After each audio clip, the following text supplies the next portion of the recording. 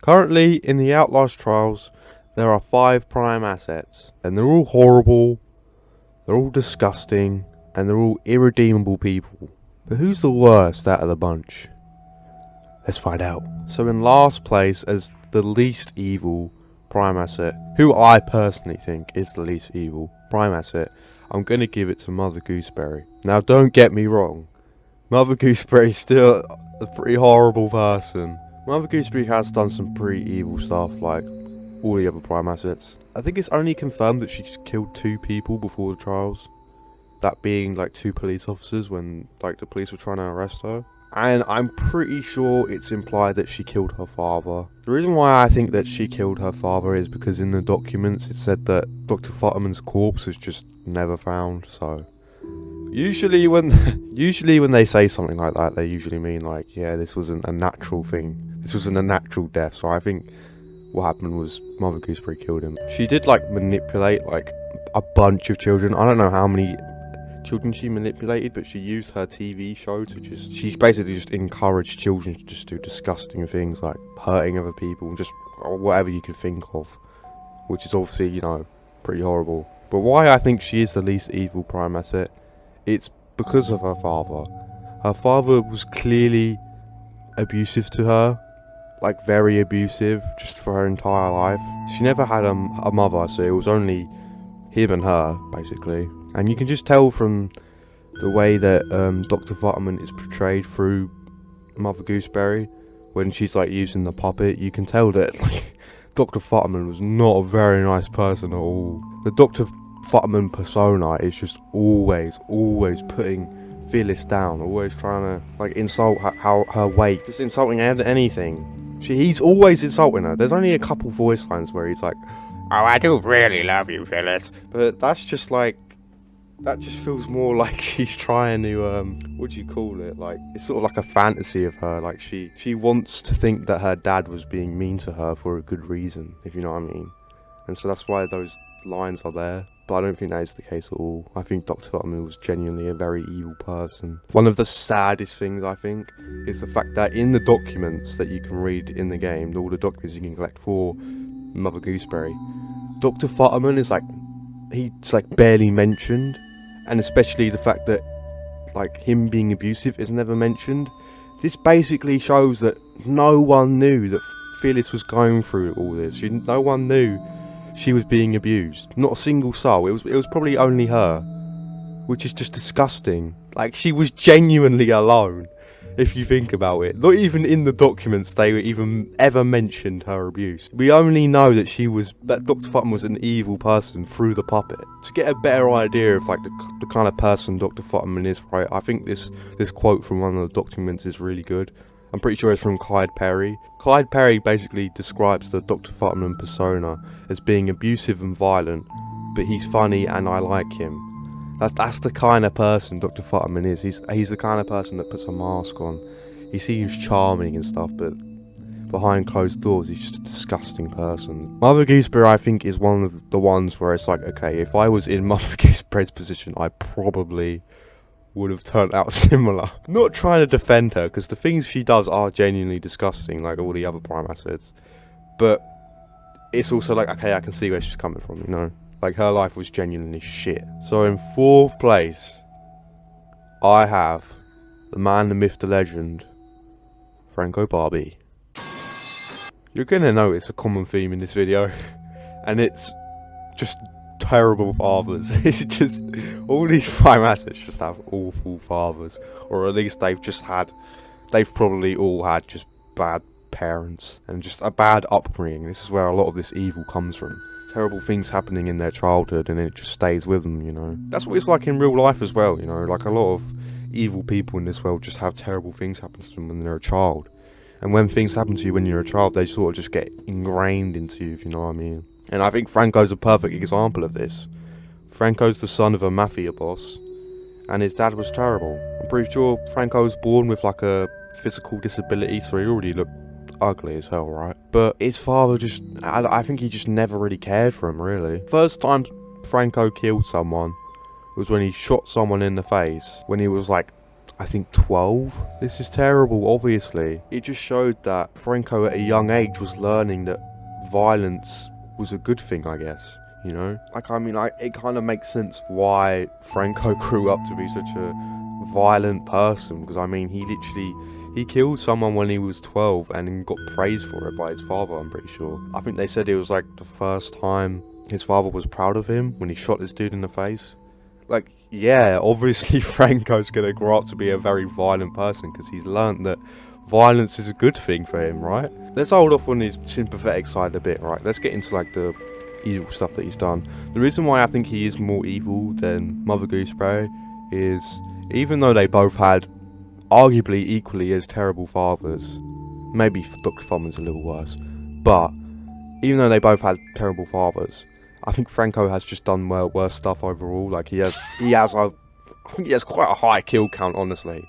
Like he's definitely killed like dozens and dozens of people, and meanwhile Mother Gooseberry only has like 2 confirmed kills before being put in the trials.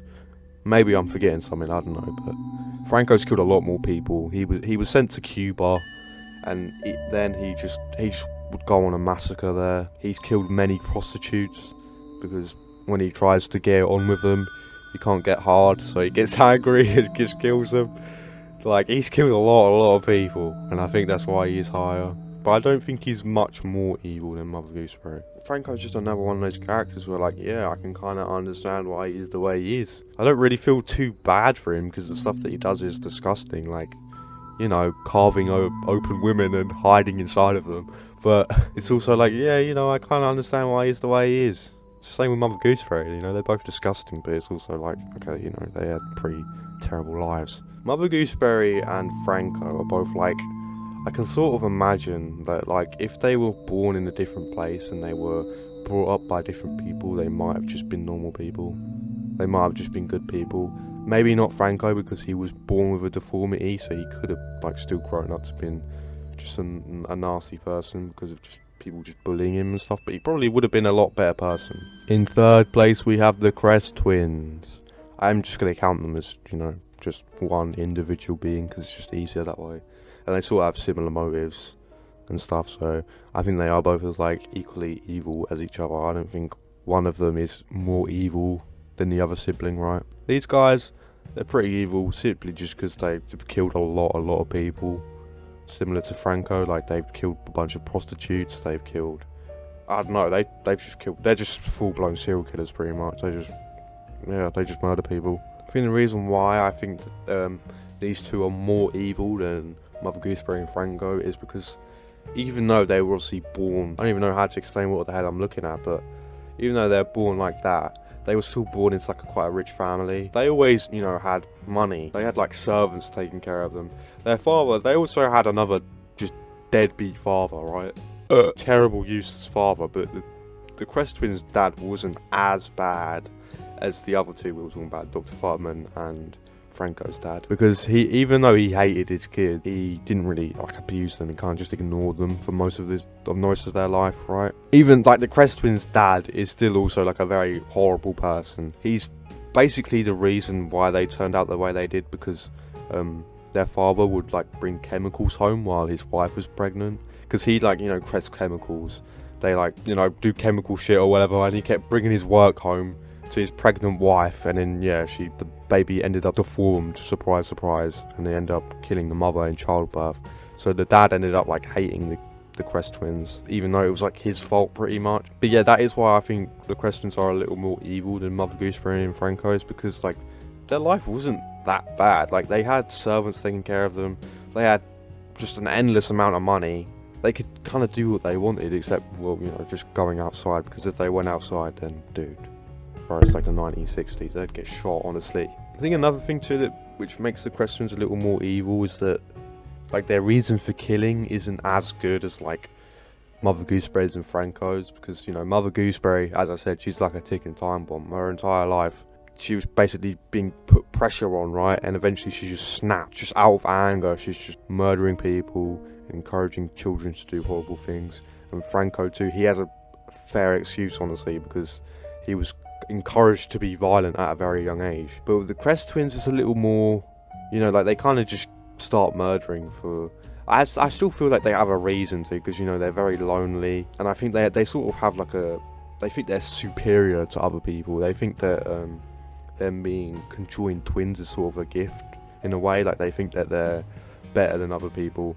This is just projection, by the way. I don't think they actually think this. They have multiple voice lines where they're like talking to the reagents and they're saying, oh, you guys are lonely because you don't have another person on your back, but they're basically projecting because they were genuinely lonely. And I think a big reason why they kill people is because of how lonely they are. Kind of similar to Mother Gooseberry with how she was very lonely.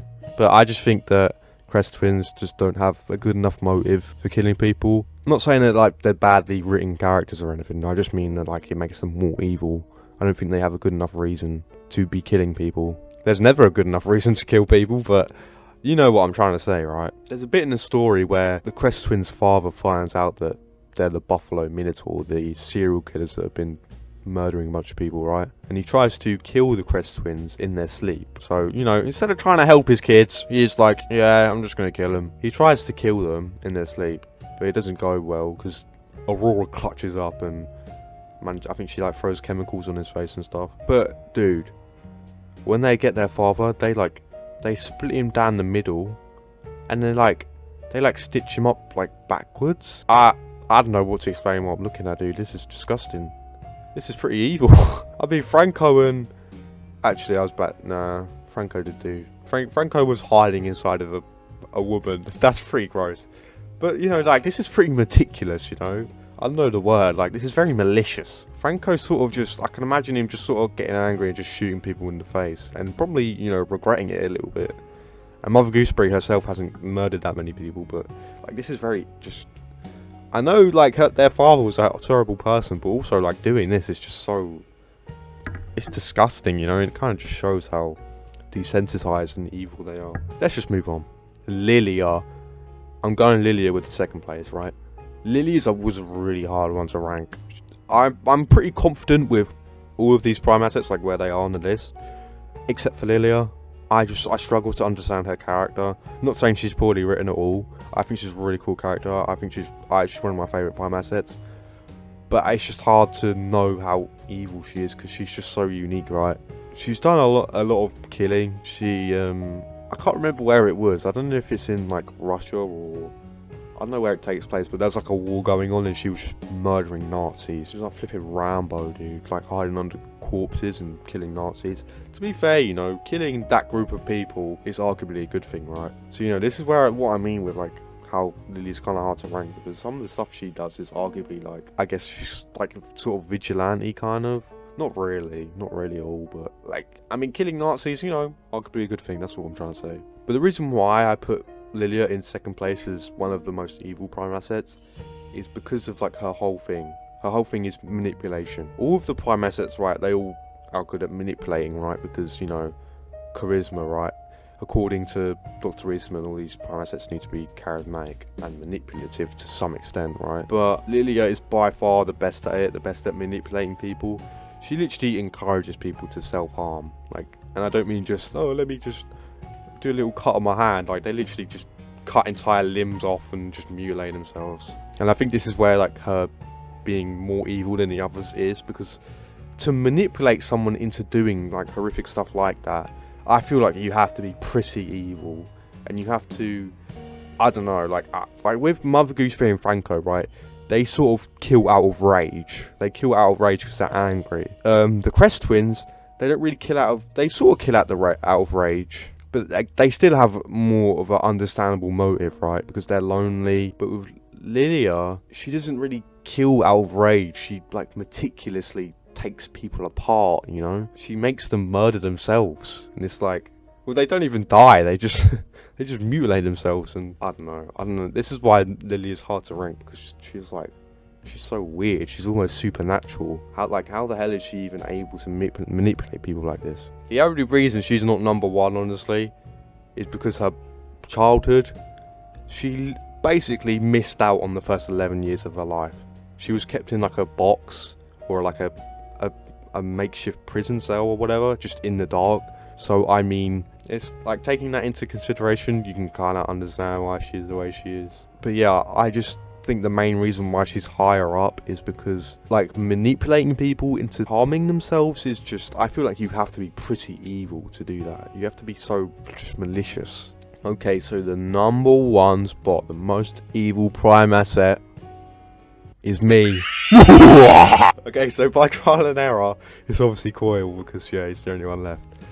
But don't get me wrong, Coil isn't pure evil, I don't think he's the most evil, for sure, I think. But he's not completely evil, right? So starting off with the bad things Coil has done, he actually doesn't, I don't think he actually has, like, one of the higher kill counts. I think, like, Crest Twins, Franco, and Lilia probably have higher kill counts than him, yeah. But it's more just, like, he has less of a reason to kill people, you know? And that's why he's higher up. Starting off right, at a young age, he would kill animals, basically. This is literally textbook serial killer shit. I was saying, like, oh, maybe, you know, the other prime assets, if they were born into, like, just better circumstances, they'd be just normal people, right? I honestly think that for all the prime assets, except Coil. Because Coil, he seems to just have been born with a little bit of evil in him, you know. Coil, I think, was quite a troublemaker child, and because of that, he joined the KKK, because that's obviously what you do when you want to improve yourself, right? I think he then eventually married his first wife, and then they weren't together for very long until she fell down the stairs, which, yeah, a little suspicious, but whatever. What makes it even more suspicious is that he joined the war. He became a soldier in World War II, which seems like he was trying to cover up something, but whatever. In the war, he kills a couple enemies, actually, but he also suspiciously kills some American soldiers as well. After the war, he eventually becomes a police officer, somehow, and then he marries 2 wives, and yeah, he kills them as well, obviously. Yeah, it's kind of like Franco's dad, honestly, where he's just cycling through wives and just killing them. I don't know if Franco's dad was killing his wives, but yeah, I don't know what Coil's deal is, honestly. He's just cycling through wives. The thing with Coil, too, is like, it seems like just everything he does just gets covered up. It really is just like he's lucky, or like his charisma is sort of, it just trumps like all of the bad things he does. I think he is really like a product of his time. Where, like, obviously if Coil was born nowadays and he tried doing all the stuff that he did, he wouldn't get away with it at all. But because, you know, it's the 1960s and shit, like, he can get away with it, he can. He also killed the wives' families. I don't think I mentioned that. The way his wives would die too is just ridiculous. I'm pretty sure everyone knows this, but, like, one of his wives died from multiple gunshots to the head. And apparently they ruled it as, like she did that to herself. I don't know how you shoot yourself in the head multiple times. Did she get, like, put in a saw trap or something? She just sellotaped the gun to the wall and just, I don't know, how do you shoot yourself multiple times? How did Coil get away with all this shit, dude? Whatever. The reason why I think Coil isn't, like, just pure evil, it's kind of like the only thing, I think, and it's that it is implied that he was abused as a child sexually. This is obviously horrible, but there's just one line explaining that this probably happened to him. I think it's only implied. It's never really, like, actually stated that this happened to him, but it explains so much of his character if it is true, because it just explains where this need for control is. Everyone knows, right, Coil's whole thing is that he's a control freak. He needs control. But if we take, like, this horrible experience that he had when he was young, it kind of explains why he is like this. He needs to feel safe because he doesn't want anything like this to happen to him again. He doesn't want to be taken advantage of. He's just terrified that everyone's out there to get him, you know? That's where this just selfish mentality comes in. Probably why he killed all his wives, because they probably weren't following his rules and shit, you know? Having something awful like that happen to you when you're a child, like, it would make you just so, you wouldn't trust anyone, you know? And I think that's how Coil is. He needs to feel, like, big and strong. He needs to make himself look tough. That's sort of why he does everything he does. He doesn't feel safe around anyone. He thinks everyone's out there to get him, so he needs to just be meaner than everyone. That's how he sees it. But this is just wrong, obviously. Not everyone wants to hurt him.